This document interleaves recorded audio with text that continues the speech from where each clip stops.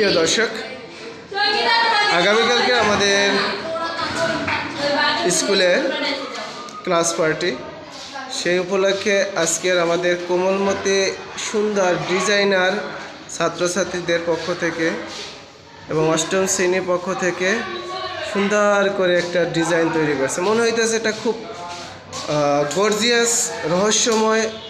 এবং এই যে একজন একটু চেহারা দেখাইলাম, আর একটা বোর্ডে লেখা আছে, সে স্মৃতি হিসাবে চলে যেতে হবে তবু চলে যেতে চায় না মন।